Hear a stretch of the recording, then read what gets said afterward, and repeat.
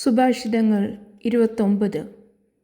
കൂടെ കൂടെ ഗുണദോഷിക്കപ്പെട്ടിട്ടും മർക്കടമുഷ്ടി പിടിക്കുന്നവൻ രക്ഷപ്പെടാനാവാത്ത തകർച്ചയിൽ പെട്ടെന്ന് പതിക്കും.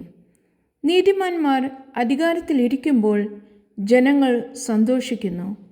ദുഷ്ടന്മാർ ഭരിക്കുമ്പോൾ ജനങ്ങൾ വിലപിക്കുന്നു. ജ്ഞാനത്തെ സ്നേഹിക്കുന്നവൻ പിതാവിനെ സന്തോഷിപ്പിക്കുന്നു. വേശ്യകളോട് സഹവസിക്കുന്നവൻ സമ്പത്ത് ധൂർത്തടിക്കുന്നു.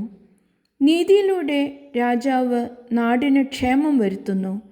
നിർബന്ധിച്ച് നികുതി ഈടാക്കുന്നവൻ നാട് നശിപ്പിക്കുന്നു.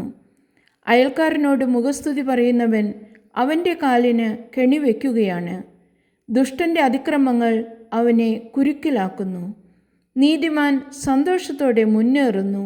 നീതിമാൻ ദരിദ്രരുടെ അവകാശങ്ങൾ അംഗീകരിക്കുന്നു. ദുഷ്ടന് അതിലൊന്നും ശ്രദ്ധയില്ല.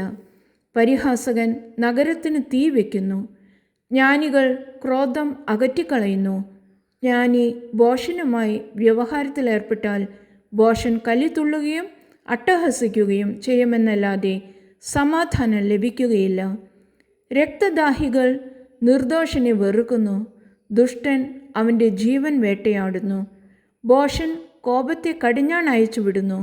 ജ്ഞാനി അതിനെ ക്ഷമയോടെ നിയന്ത്രിക്കുന്നു. ഭരണാധിപൻ അസത്യത്തിന് ചെവി കൊടുത്താൽ സേവകർ ദുഷ്ടരായി തീരും.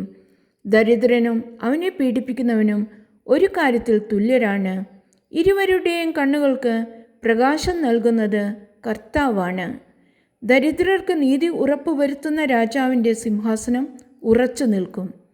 താടനവും ശാസനവും ജ്ഞാനം പകർന്നു കൊടുക്കുന്നു. തന്നിഷ്ടത്തിന് വിട്ടിരിക്കുന്ന കുട്ടി അമ്മയ്ക്ക് അപമാനം വരുത്തിവെക്കുന്നു. ദുഷ്ടന്മാർ അധികാരത്തിലിരിക്കുമ്പോൾ അതിക്രമം പെരുകുന്നു. അവരുടെ അധപതനം നീതിമാന്മാർ കാണും. മകന് ശിക്ഷണം നൽകുക, അവൻ നിനക്ക് ആശ്വാസഹേതുവാകും. നിന്റെ ഹൃദയത്തെ ആഹ്ലാദിപ്പിക്കുകയും ചെയ്യും. പ്രവചനമില്ലാത്തിടത്ത് ജനങ്ങൾ നിയന്ത്രണം വെടിയുന്നു. നിയമം പാലിക്കുന്നവൻ അനുഗ്രഹീതനാണ്. വാക്കുകൊണ്ട് മാത്രം ഭൃത്യനെ നന്നാക്കാനാവില്ല. അവൻ മനസ്സിലാക്കിയാൽ തന്നെയും അനുസരിക്കുകയുമില്ല. വാത്തോരാതെ സംസാരിക്കുന്നവനെ നോക്കൂ. ഭോഷന് അവനേക്കാൾ ഏറെ പ്രതീക്ഷയ്ക്ക് വകയുണ്ട്. ഭൃത്യനോട് ചെറുപ്പം മുതലേ അമിത ദാക്ഷിണ്യം കാട്ടിയാൽ നിനക്കുള്ളതെല്ലാം അവസാനം അവൻ സ്വന്തമാക്കും. രോഷാകുലൻ കലഹം ഇളക്കിവിടുന്നു. കോപശീലൻ അതിക്രമങ്ങൾ വരുത്തിവെക്കുന്നു. അഹങ്കാരി നിലംപതിക്കും. വിനീതഹൃദയൻ ബഹുമതി നേടും. കള്ളൻ്റെ പങ്കാളി തൻ്റെ തന്നെ ശത്രുവാണ്. അവൻ സത്യം ചെയ്യുന്നെങ്കിലും ഒന്നും വെളിപ്പെടുത്തുന്നില്ല. മനുഷ്യനെ ഭയപ്പെടുന്നത് ഒരു കെണിയാണ്. കർത്താവിൽ വിശ്വാസമർപ്പിക്കുന്നവൻ സുരക്ഷിതനത്രേ. ഭരണാധിപൻ്റെ പ്രീതി നേടാൻ പലരും ശ്രമിക്കുന്നു. എന്നാൽ നീതി ലഭിക്കുന്നത് കർത്താവിൽ നിന്നാണ്. നീതിമാൻ അനീതി കാട്ടുന്നവനെ വെറുക്കുന്നു.